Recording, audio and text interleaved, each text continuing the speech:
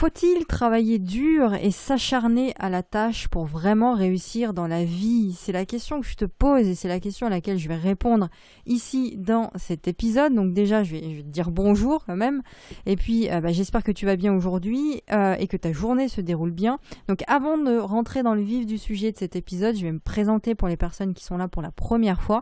Donc je m'appelle Vanessa et j'aide les entrepreneurs introvertis, les entrepreneurs discrets qui manquent de confiance en eux à créer le business qui leur colle à la peau, à trouver des clients, à faire rayonner leur message, et je le fais grâce à des stratégies de coaching qui sont adaptées à chaque cas, et puis je le fais aussi à travers mes formations en ligne. Donc aujourd'hui, on va s'attaquer à une croyance qui est dure comme fer au sujet de la réussite et au sujet de l'argent aussi.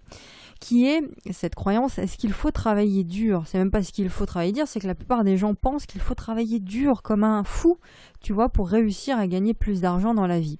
Et ça, c'est une croyance qui est largement liée au système dans lequel on vit et aussi à notre éducation, parce que, depuis tout petit, à l'école, il fallait travailler dur pour avoir des bonnes notes. Une fois que tu as un boulot, il faut travailler dur pour garder ton boulot, pour avoir une promotion, pour partir en vacances 5 semaines par an. Et puis, il faut travailler dur pour avoir plus de clients, etc. dans son activité. Et donc, on grandit avec cette croyance qu'il faut limite ne plus avoir de vie si tu veux réussir dans la vie, justement, dans ton domaine, qu'il faut faire d'énormes sacrifices, des sacrifices familiers, des sacrifices au péril de sa propre santé parfois, de sa propre écologie personnelle. Et en gros, tout ça, ça sous-entend que si c'est facile, eh bien, ça sous-entend que tout le monde peut le faire. Et puis, si c'est trop facile, eh bien, je le mérite pas. C'est ça, en fait. On grandit avec cette croyance-là. Parce qu'on nous a inculqué cette croyance-là. Et moi, ce qu'il faut pour que je mérite quelque chose, eh bien, il faut que j'ai mal pour que je le mérite. Il faut que je travaille dur, il faut que je souffre, il faut que je sacrifie toute ma vie pour mériter quelque chose. Et ça, c'est une croyance qui est largement ancrée dans ton cerveau, dans notre cerveau, et qui est finalement difficile à faire disparaître comme ça. Donc, si c'est ton cas, si tu as l'impression de ne jamais en faire assez, j'aimerais t'apporter ici quelques précisions par rapport à la définition de travailler plus. Effectivement, pour parvenir à un résultat dans la vie, il faut travailler. On est d'accord, on ne va pas se mentir, on ne va pas se chercher des excuses. Tout passe par le travail. Parce que les choses ne vont pas tomber du ciel comme ça parce que tu as une volonté, parce que tu claques des doigts, hop, ça te tombe sur le coin du nez. C'est pas comme ça que ça fonctionne. Pareil, c'est pas parce que tu vas faire de la visualisation ou faire des affirmations positives à longueur de journée ou te mettre en position de lotus à méditer que finalement les choses vont tomber du ciel. Par contre, au lieu de chercher à tout prix, de dire comme ça, tout le temps, tous les jours, de se répéter qu'il faut travailler dur, je pense qu'il est beaucoup plus pertinent de dire qu'il faut chercher l'efficience, chercher l'intelligence dans ce qu'on fait, plutôt que l'acharnement. Parce que tu peux très bien t'acharner au travail, mais dans le mauvais sens. Et si tu t'acharnes sur le mauvais chemin, tu seras toujours sur le mauvais chemin. Ok ? Si la stratégie que tu utilises n'est pas la bonne, elle n'est pas efficace pour ce que tu crées, tu pourras t'acharner pendant des heures, des jours, des semaines, des mois, des années même pour certains, avec la mauvaise stratégie, avec une stratégie inefficace pour toi. Eh bien, la stratégie sera toujours inefficace, que tu travailles dur ou pas. Tu comprends ce que je veux dire ? Tu peux regarder les figures de réussite que tu connais autour de toi, ça peut être des gens dans ton entourage, ça peut être sur internet ou quoi. C'est pas des gens qui forcément travaillent avec acharnement, mais ce sont des personnes qui travaillent intelligemment. Elles travaillent différemment déjà, elles se connaissent, elles savent qu'elles doivent apporter de la valeur, davantage de valeur ajoutée à ce qu'elles font. Ça, elles le savent. Elles comprennent l'importance de la valeur réelle que l'on apporte au monde plutôt que l'acharnement. Tu vois. Et puis c'est des personnes aussi qui utilisent leurs ressources différemment. C'est des personnes qui savent s'entourer, c'est des personnes qui savent déléguer, c'est des personnes qui savent utiliser leur réseau correctement.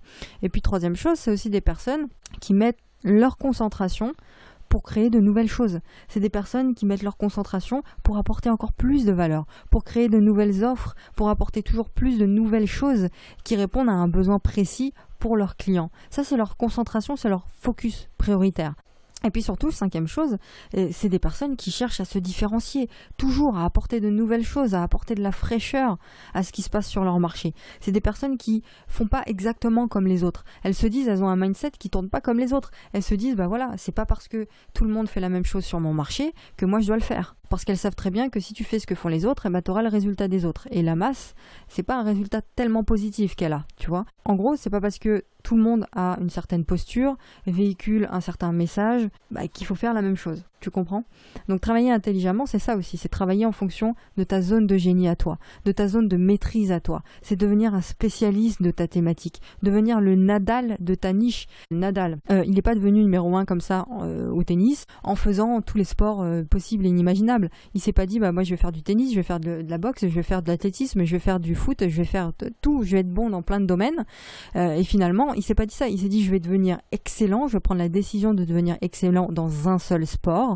Je vais me spécialiser dans le tennis et je vais devenir le meilleur de mon domaine, donc le meilleur au tennis. Point. Eh bien, toi, c'est exactement la même chose. Fais ce qui te permet d'être le meilleur. Fais ce dans quoi tu es le meilleur. Ne cherche pas à plaire à tout le monde, ne cherche pas à vouloir répondre aux besoins, aux problèmes de tout le monde, ne cherche pas à avoir 50 000 solutions adaptées à chaque personne, mais de faire uniquement ce dans quoi tu es le meilleur. Ça signifie, pour terminer avec ça, que tu dois trouver ton approche, trouver ton message, trouver ta zone de compétence à toi, ta zone de génie, ce que tu peux faire différemment et mieux que les autres, et tu creuses là-dedans. Tu te formes là-dedans. Tu deviens bon là-dedans. Tu deviens excellent là-dedans et tu communiques là-dedans uniquement. Voilà. Et c'est ça, être le meilleur dans ton domaine.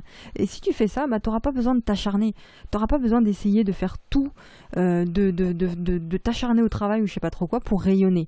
Quand tu es aligné, quand tu brilles, quand tu fais ce pourquoi tu es ici, sur Terre, eh bien les gens viennent à toi de façon fluide. T'as pas à te courir après les clients, c'est les clients qui courent après toi. D'accord? Donc je te laisse méditer avec ça et dis-moi en commentaire ce que toi tu mets en place aujourd'hui pour te différencier. Qu'est-ce que tu fais de mieux que les autres? Quelle est ta zone de génie? Tu vois? Et si t'as pas encore réfléchi à ça, eh bien je t'invite à y réfléchir maintenant. D'accord? N'hésite pas à partager ce que tu penses de tout ça dans les messages. Et puis, dernière chose, si tu as besoin d'être accompagné pour ça, tu comprends que le faire tout seul ou toute seule, c'est pas forcément la meilleure solution parce que ça fait peut-être des semaines, des mois et des années que tu fais ça tout seul. Donc, si tu as besoin d'être accompagné, si tu as besoin de quelqu'un pour le faire, eh bien, tu cliques sur le premier lien dans la description et tu réserves ta séance de coaching offerte avec moi. C'est un appel de 30 à 45 minutes offert où je vais t'écouter, je vais écouter tes problématiques, je vais répondre à tes questions et puis je vais te montrer le système que je mets en place dans mon activité et le système que j'utilise pour moi et mes clients. Et à la fin de cet appel, eh bien, je te ferai une offre. Je te ferai une offre pour que toi et moi, on travaille ensemble, pour qu'on lance ton activité de coaching ou ton activité de formation en ligne ensemble. D'accord? Et qu'on mette en place un système qui est adapté à ton cas personnel. Pour faire ça, c'est juste le premier lien dans la description. Moi, je te laisse avec ça. Je te retrouve par téléphone si tu réserves ta séance de coaching. Et puis, à très très vite dans un nouvel épisode du podcast. Belle journée à toi. À très vite.